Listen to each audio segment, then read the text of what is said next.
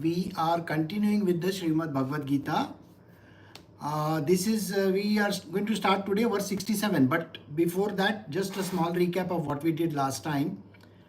Now, in the previous verse, Sri Krishna is saying, he who has not controlled his mind and senses can have no determinate intellect, nor contemplation. Without contemplation, he can have no peace. How can there be happiness for one lacking peace in mind?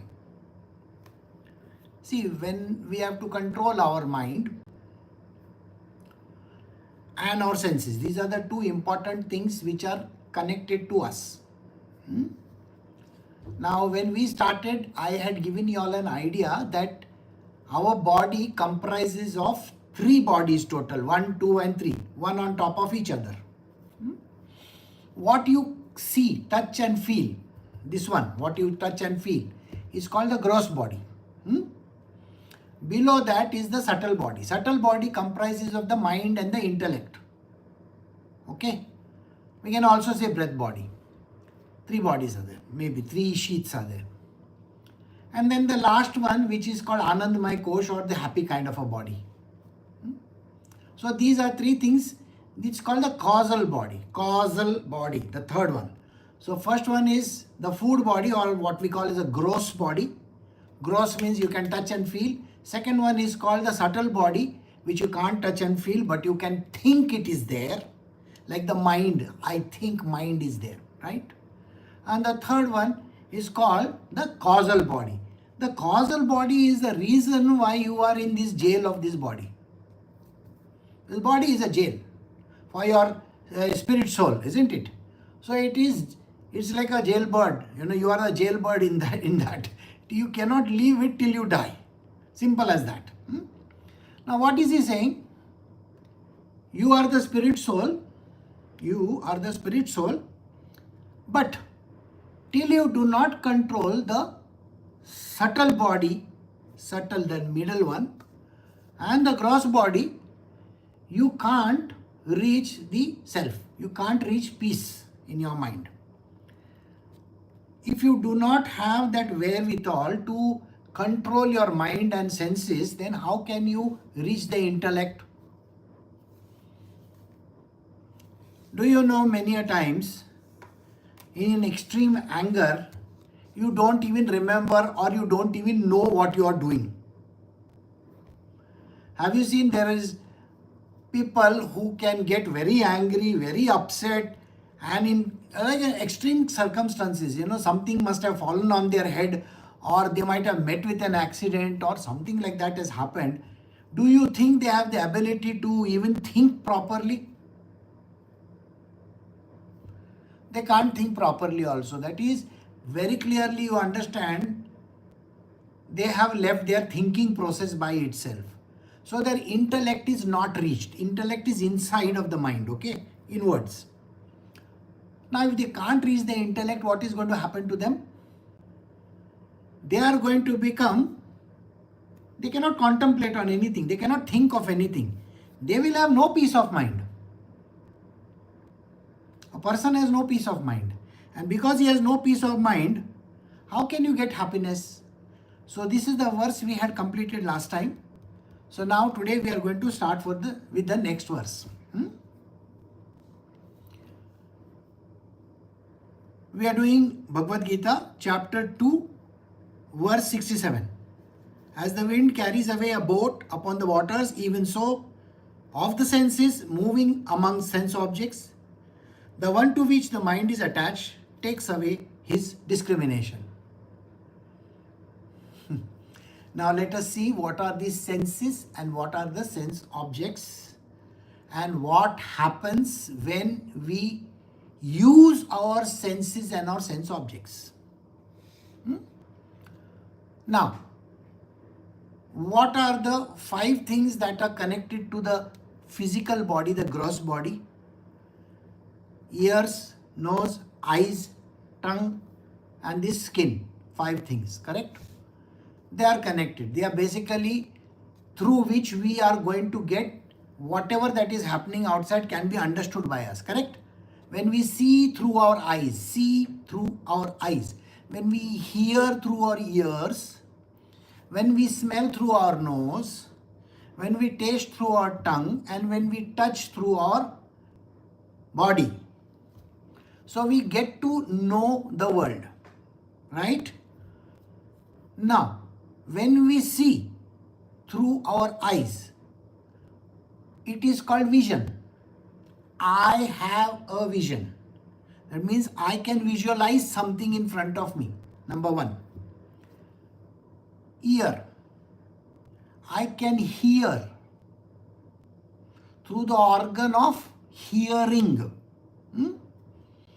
Nose. Smelling. Tongue. Tasting. Skin. Touching. 5 senses, 5 organs, right? Now, let us break it down slowly. If I see an object in front of me, let us say I see a pencil. I see a pencil in front of me. What does the pencil tell me? The pencil tells me it is a writing instrument. Is it telling me this? Simple. Pencil is a writing instrument. It's a drawing instrument also. I can draw with the pencil. This is incidentally a drawing pencil. Okay. If I can see another pencil, this is not a drawing pencil. This is a drawing pencil. So I hope you got it. So now, who told me this is a drawing pencil? My intellect told me it's a drawing pencil. Got it? I understood it's a pencil, number one. I understood it's a pencil. But the usefulness and where it is applied, whatever can be done with it, is actually the job of the intellect. It is storing in my brain and in my body the usefulness of this item, correct?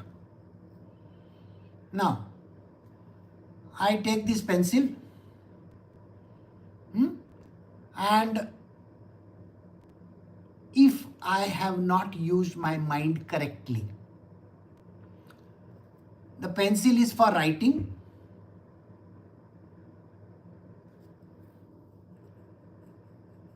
If I do like this,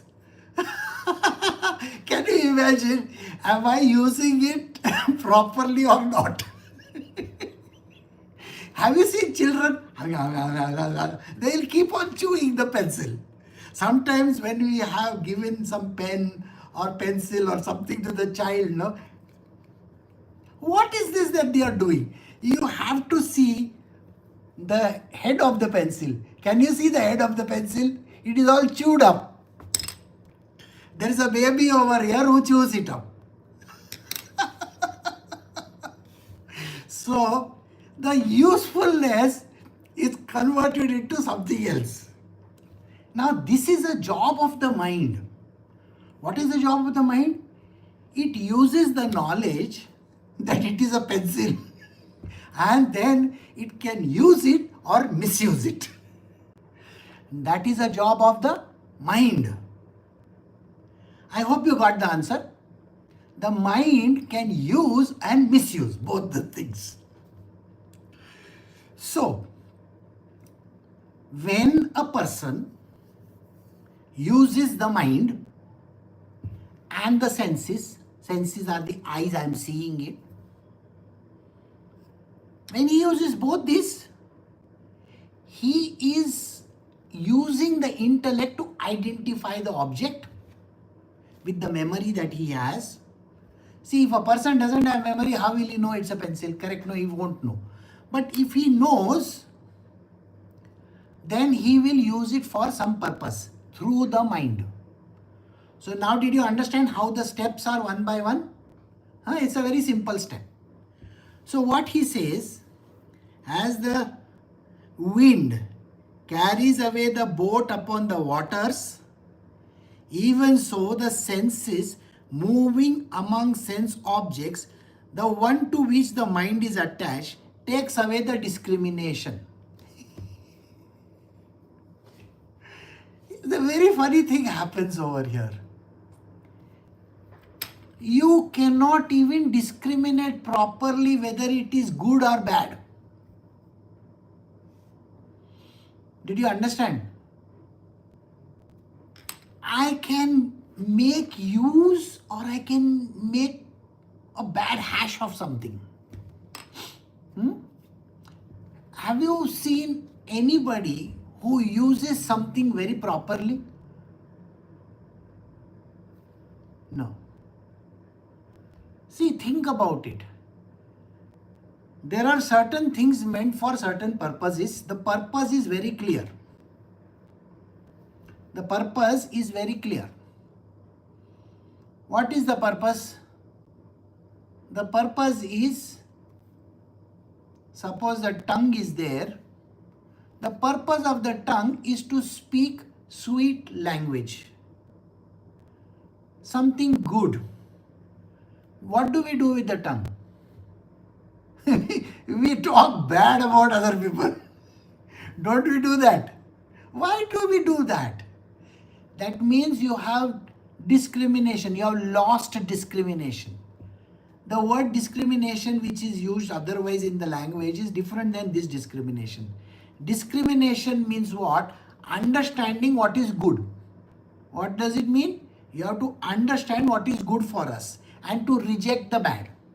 Understand the good and reject the bad. Right? So every time when this happens, your job is to understand the good and reject the bad.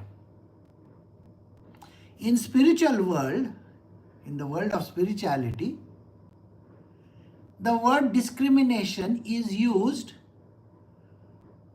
to God. Understand this is God and goodliness, and this is the material world people. They are all bad. Nobody is good in this world. Okay? See, understand this. We start thinking the world is good. Using this pencil in my ear. What is that? Is it good? Yeah. I get a little pleasure out of it. What? By putting your ear like this, you are doing of course you get pleasure out of it. So when you meet a person, when you meet another human being, you get pleasure out of that person. Temporary pleasure. But if I push that thing right inside my ear, kalas, finished. Huh? Have you seen people putting something tick, tick, tick like that in their teeth also? You see, no. They'll put anything in their teeth. Like me. I refuse to go to the dentist because I don't like dentists. So I removed my own teeth. See? So it is like that. So the example I am using so that you understand this whole point. In this material world, everything else is pure material thing, which is not so great. On this side, there is only God. So the word discrimination you should always remember throughout. This is the third D. The first word D is called dispassion. Second one is called detachment. Third one is called discrimination. I hope you get it clear. So you discriminate. So in your mind, you should be able to discriminate clearly what is good and what is bad. Stay away from bad. Be always with the good. So good, godliness, God. Bad, human beings and this whole world. So stay far away from this. So I hope you understood. Our mind gets carried away like this. When we see certain things, when we hear certain things, when somebody says something bad to us, somebody is praising us also, we get carried away, isn't it or no? Somebody says something, you are a stupid person, you are a foolish person. It comes to you in your ear, correct? In your ear, you are hearing it. Then it goes to the mind. The mind goes to the intellect and identifies, oh, I am always called stupid. Everybody calls me stupid. And it comes back to you, yes, I am stupid. Did you get the point? Human beings accept this kind of a nonsense. But who has told you that? A material worldly person discriminate now. A material worldly person is telling you you are bad. Why are you listening to that untruth? Did you get the point? You are not bad. You are good. But because hundreds and thousands of times you have been told you are stupid, you are bad, you are not good, you are a worst person on earth, you cannot do this, you have never learned this, other people are so good, the comparison happen and all that. So now you have accepted it that you are the worst person on earth. And because you have accepted in your intellect, it is already saying you are stupid. So when you hear the words again, it goes to your intellect and says, oh, anyway, I am stupid only. And then you accept it, but you are in the wrong because you do not understand what is good for you. So discriminate. What is good for you? What is God in all this? Be on the side of God. Don't be on the side of these average people. Okay. There was a king of Rome. You have heard of Caesar, isn't it? Now Caesar, he used to fight very big enemies. Every time when the enemies were to be fought, he would stand in front of the mirror and say the words, I can, I will, I conquer. I can, I will, I conquer. I can, I will, I conquer. What does that tell you? Even a great king like him had to prep himself up and say, I am the best, I am the best, I am the best, I am the best. Got it or no? Many great leaders, many great leaders, they might have given hundreds of speeches, but when they have to give a good speech, they stand in front of the mirror and prep themselves up. And they say, I am very good. I can give a very good speech. I will give a good speech. And they will give. See, if you say, I am the worst, I can't do this, this is not possible. And let us say, even a stupid thing like making a cup of tea or coffee, you will fail in that. Why? Because you already started with a negative. Got it or no? So start with a positive with your own self. I am good. I make good coffee. I will make good coffee. Simple as that. Alright? Therefore, Arjuna, next verse. He whose senses are completely restrained from their objects is said to have a stable mind.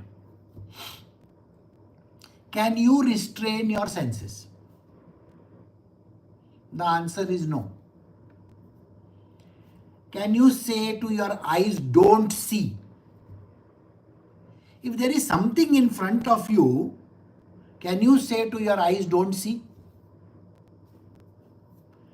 When you are hearing something, somebody saying some bad words or something like that, can you stop your ears from saying, don't listen to that? Can you say that? You are anyway going to hear, na? Because the words are anyway entering your ears, correct? Now, suddenly there is a dirty smell coming, a kachara dabba, one dump truck is going from there and the smell is coming. Can you say to your nose, don't smell it? Can you do that? No. Similarly, when you are eating something, many a times, sometimes the water goes in our mouth, okay? And swimming pool and all these places, Do you know you can actually get the flavor of chlorine and stuff like that in it? Many a times you get it, isn't it? Your taste buds are acting on it. It tells you immediately. Even if you eat some fruit or something like that, aren't your taste buds going to react to it or no? So they are going to. So when he says, therefore Arjun, he whose senses are completely restrained from their objects is said to have a stable mind. So what is he trying to say? Have you ever thought like this? I am driving on the highway. How many things are there passing me by? Lots of things. Cars are coming, cars are going. Two-wheelers are coming, two-wheelers are going. Can you see them? You can see them. But does it register in your brain? No. Nothing registers in your brain. Unless and until the car in front is not driving properly. It's going like this, like this, like this, like this. That fellow is going ada teda like this. And you are going to get very upset because, hey, who has given him the license? Who is this stupid person? Like you will say these words. Correct? But is your mind and your senses trained not to see also? Of course. Of course. Similarly, in a crowded room, you are gone for a party. Okay? In a crowded room, there are lots of people, 10, 20 people are there. These 10, 20 people that are there, they are talking amongst each other. Blah, blah, blah, blah, blah, blah, blah, blah, blah, blah. But suddenly you hear somebody saying your name. Are your ears perked up like this? Somebody is talking about me. I want to hear. So among all the noise over there, you will only hear that one thing, isn't it? Selective hearing, we call it. Have you heard of selective hearing? So every person has selective hearing also. We can actually direct our ears to that one person who is talking. So how much of selective hearing we hear? Quite a lot. Now suppose somebody in your own family or wherever is used to doing all the constant nagging or saying something bad or are you even listening? You are not even listening to that person because you know what you have already told your mind? This person is like that only. I don't want to listen. And whenever he talks, he is only going to say something bad. So do you ever listen to that person? No. So now do you understand that you have the ability to blank out also? So you can stop your seeing also by seeing and yet not seeing, hearing and yet not listening. You see the whole point of it? And sometimes when you have to eat, medicine, you don't like it. It's kadwa. Bitter medicine. Have you seen how the children, they will pop it in the mouth like that immediately we do? It's a very, very funny thing. Okay. You are already prepping up for it that yes, I know I have to drink this kadwa, I have to drink this bitter thing, and you will suddenly drink it. Did you taste it? No. Especially all these Karela juices and all, bitter gourd juices. Some doctor, some person will say, you should take one bitter gourd juice, you should take this cucumber juice, bitter gourd juice, and God knows all those things that people take for the purpose of reducing weight and all that. It has no taste only. Have you seen? It's a tasteless thing. I make protein laddus, Rajma tells me one day. What? I told her, okay, I will have to close my nose and everything and then eat it. Now I have put one this thing in it, something in it which is going to taste. I said, no, it is not going to taste. I tried it 2-3 times. I tried. After that, I gave up because there is no sugar in it. I am used to eating a lot of sugar. If you give me bland tea, without sugar in it, I will not be able to drink it. Why? Because sugar is required. So, sometimes you have to eat something and you don't even care whether you have eaten or not. It just goes inside, tongue like that, right? The funny part about life is we do a lot of things where we actually blank ourselves out in the mind. You work in the kitchen also, right? Many a times you pick up a hot vessel without even thinking about it. You see, if you think about it, it's going to burn your fingers. Right? But if you don't think about it, you pick it up and put it at the side. It has never occurred to you that you were able to control your mind. Did you understand this or no? You don't even know you have controlled your mind. Okay? The whole point of all this is Sri Krishna saying, can you restrain? Can you do this restraint with all the things that are happening in this world? Why do you want to hear other people's abuses? You know how children are, no? The moment you start telling them something, they'll do something like this and they'll blank you out. And if you have a grown-up daughter or a son, try going and talking to them. They will be sitting with their headphones and you have to catch their attention. They're doing like this in front of the, computer screen. I'm talking to you. Yes, mom, what is it? What are you saying? He doesn't want to hear anything. He'll put his earphone back and he's already blocked you out of this world. So, we are used to this blocking also. Why do you want to hear all the nonsense in this world? You don't need to. Why do you want to see the worst thing on earth?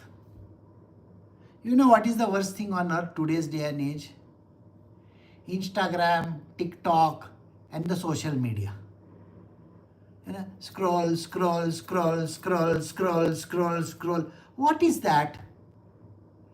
Is anything entering your brain in that? For that moment, next, okay, like this. You will see something and you will make that face and then you have forgotten about it. Do you see what you are doing to yourself? You are becoming a zombie. So in such cases, you know how to control your mind now. What is the control of the mind? You don't have to get involved in that process itself. Cut off the thing which is connecting the two. What is it? Seeing with your eye, but not using your vision. Vision means visualizing also, no? You can see with your eye. While driving, you are seeing with your eye. But are you registering it in the brain? No. Same thing you have to do. When there is so much of noise going on, you can be blanking out everything. So you cut off your hearing. The aspect is called listening. Your ears will hear, but you don't have to listen. Got it or no? So these are the ways in which you can blank out your senses. So he says, when the senses are completely restrained from the objects, then you will have a stable mind. Since nothing is, what is happening continuously?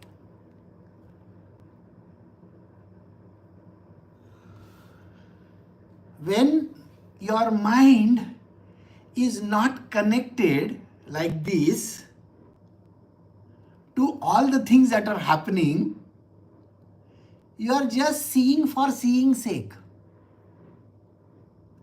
But nothing is registering. You are hearing, but you are not listening. You know, when there is a loud noise, songs and all going on, many a times you just let it be, no?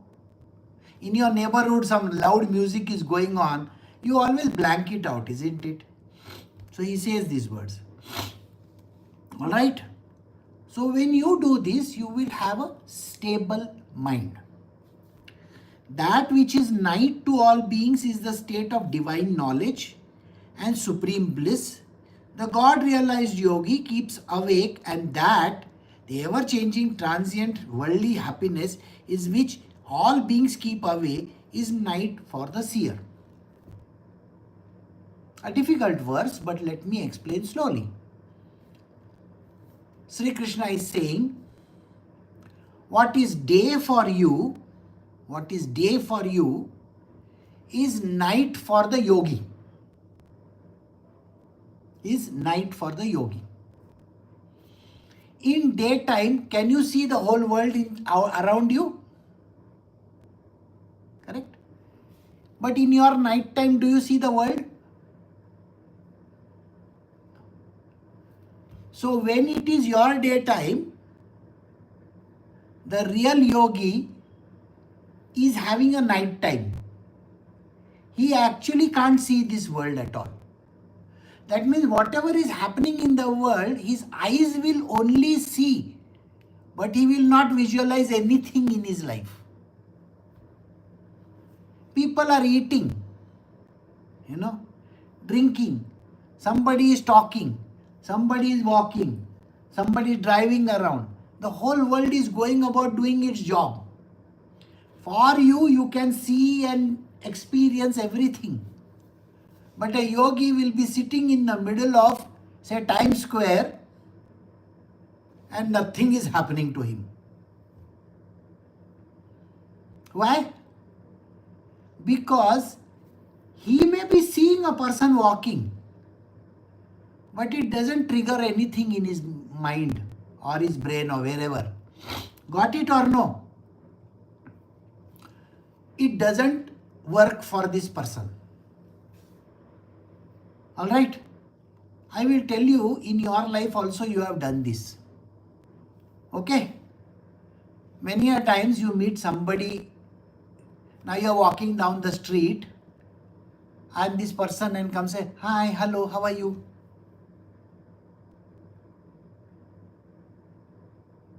You are looking blankly at that person. You know why? It is not registering who this person is. Then your mind says, I have seen this person somewhere. Where? I have to think. That PTA meeting, that lady who was just chattering behind me. Oh, she is the one. See, it connects. Slowly it connects. But for you, when she just said hello to you, was it not blank for you? Why?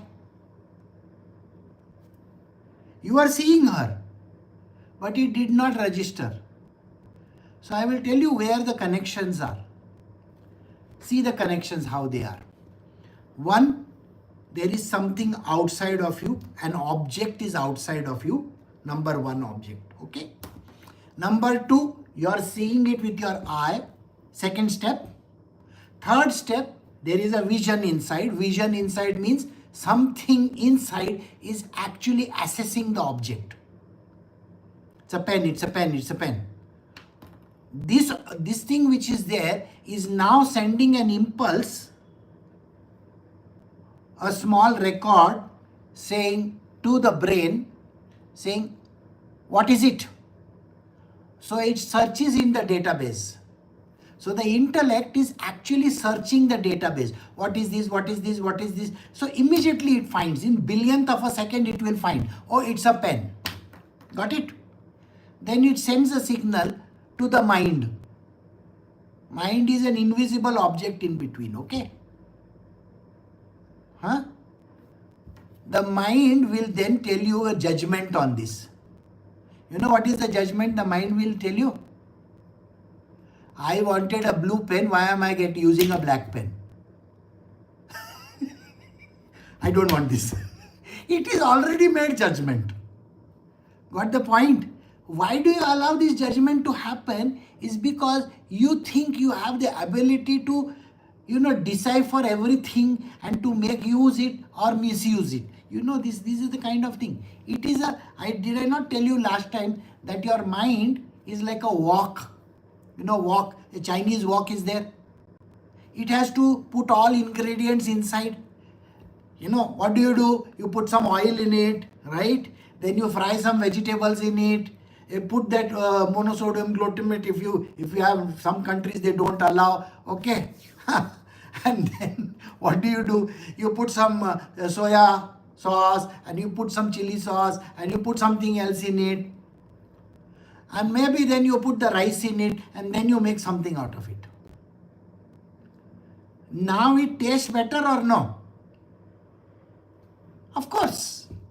So the mind is like this wok which is collecting everything together and creating an object inside for you. Chinese fried rice. That is the object it created for you. Got the answer or no? So you as a human being are identifying it as Chinese fried rice, correct? Now think about the person, a yogi. Yogi is not even bothered about it. He knows it is something to eat. Bas. He is not bothered whether it is a fried rice, not fried rice, it is white rice, it has got vegetables in it. He is not even concerned with it, because in his world it is all darkness. He's got hunger, so he'll just put it in his mouth. He's not concerned. Oh, there is less salt in it, or there is more soya in it, it's more tikha. The normal people talk like this. They listen to their mind. In their mind, they are already deciphering what it is. It is hot, it is cold, it is this, it is that. We make all these classifications in our mind, isn't it? When we meet human beings, are you not classifying those human beings also? This person is good, this person is bad, this person is very mean, this person is very sarcastic. We make these things in our life. We already made judgments on hundreds of things. But a yogi doesn't make judgment on anything. He thinks everything is bland only. Got the point or no? He doesn't say good or bad. He's not even concerned. So that is why for him, his mind doesn't react to anything. Remember, he's already stopped it over here. Okay? All that object is already stopped over here. Finished. Got the answer or no? So the yogi doesn't make his mind react to anything, because the idea has not even reached his mind. The mind only is not existing over there. So why does he need the intellect also? The only thing he knows that it is an edible item, khane ka hai. I am hungry, I will eat. So he will eat anything. Got the point? So this is what the yogi is. That is why he says that which is night to all beings, in that state of divine knowledge and supreme bliss, the God realized yogi keeps awake. So when it is night time for you, that means what? When you are oblivious to anything, you don't even know what is happening. In night time, what is happening? You are fast asleep, no? Got it or no? You are fast asleep. But the yogi, he is not sleeping at all. He is actually awake. His mind, his body is actually lying on the bed. But he is doing all that, Brahman. He is on his world tour. You are also on your world tour, isn't it? In your waking state, your mind is going on world tour or no?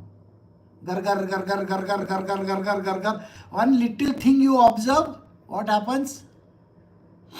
Suppose you go to somebody's house, okay? You go to somebody's house. And that lady, you see, normally our Indian tradition is what we do, the haldi kumkum and all that, ding ding ding, we do all that, right? And then she gives you a gift. What is the gift? One blouse piece or one sari. Something like that she will give. And you know that sari is packed in one bag, one bag, nice bag. The bag is looking very nice. Nalli or one of those, Babusha. Babusha from Kanjivaram. So you are like Babusha from Kanjivaram means you are thinking, oh my God, this person has given me a silk sari. So you take a peek inside. Oh, this is the sari which her sister-in-law gave to her. Last time I remember seeing it. Do you see how this whole your mind works? This sari her sister-in-law gave her. She hates her sister-in-law. That's why she's palming it off to me. She must have given all cheap sari. Only thing is, just to make me fool, she's putting it in Babusha bag and giving me. Nalli bag, okay? I know. And immediately, how does your mind think? Oh, good thing. I got this sari. My sister-in-law's birthday is coming up. My sister-in-law's birthday is coming up. I'll give her this. See, it's like a merry-go-round. It's going from one place to the other to the other. How does the mind work? Like this only. We are so used to it. I mean, you can see it actually happening in front of your own eyes. Because this is how human beings are. Their mind goes gar gar gar gar gar gar gar gar gar gar gar gar gar gar gar gar all over the place. Got it or no? This is the way in which a person's mind goes on tour. A yogi who is sleeping, his mind is on tour. What is he doing in his tour? He is correcting the problems everywhere. He is not in that body only. One very strange example I will tell you. Sai Baba, Sai Baba of Shirdi. So what he would do, he would be talking for quite some time. Okay. Now, have you seen how the clock is clock? One is the hour hand, one is the minutes hand, and one is the seconds hand. You have seen that? Right? Where are the hands meeting? In the center, no? So he would sleep with two other people, not sleep actually, with two other people, that legs were touching each other. And the moment he heard Abdul Mia or somebody over there snoring, he'll give one kick, tap, like that with his leg. And wake him up, hey, get up. I was talking to you. Okay. All right. And they would talk like that, some esoteric subject. When they went to sleep, nobody knows. At 3:34 a.m. in the morning, when these people would open their eyes to see, because naturally Baba will kick us again, what to do? So they will just open their eyes and they will see up there. You know what he had done? Chindi. Chindi means what? Chindi. You know what chindi means? All torn clothes, no? We draw strips out of it or no? For cleaning and something like that. We make ropes or something like that. Old clothes. Old t-shirt. What you will do? You will tear it and make it into one chindi, we call it. So all the chindis are tied and they are made into one rope. And two ropes like this. Okay, like this. Okay. Right? And in between that is a plank. Plank of wood. Okay? Right? Behind Kritika, you can see the bridge, no? Huh? Like that. Okay? It is hanging upstairs, and below that there is one plank like this. You know how big the plank was? 6 inches. This much only. 6 inches, and it was high up above the ground. Where? It is tied on the top and high up above the ground. And Sai Baba is sleeping on that. Sai Baba used to sleep on that. The biggest question to everybody was, first and foremost, how did he climb up over there? It's hanging in the air. How does a person climb up? And secondly, on a 6 inch, this much only, how can a person fit into that? So it used to be like, oh my God.